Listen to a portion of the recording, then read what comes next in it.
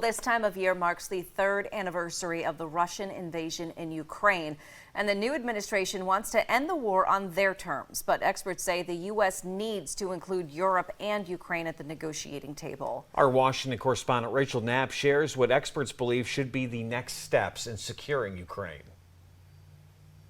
Under the previous administration, Biden would comment on Ukraine's bravery in defending their country and assert that the U.S. would continue to support Ukraine. But there's a shift in the U.S. attitude towards the war following President Trump's return to the White House.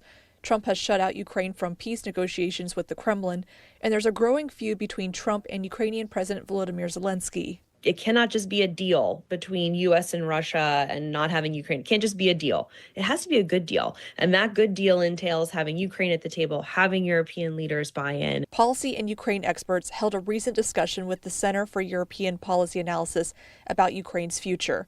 While the U.S. is encouraging European leaders to step up their contributions, experts say it's vital that the U.S. remains engaged in aid for Ukraine. What we really have to focus on is what's going to give you a lasting peace. It's going to require that we maintain and not abandon one of our strongest forms of strength, which is our ability to work with our allies and partners.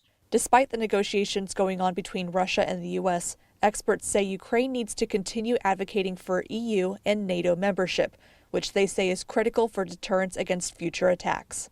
And while there are different ideas about a framework for Ukraine's stability and security, experts recommend the U.S. to appoint a special envoy or representative for Ukraine's security and defense, help build Ukraine's defense industrial base, and make the messaging clear about their goals for Ukraine. Having Congress going on the record and reaffirming U.S. support for Ukraine could be absolutely critical at this point.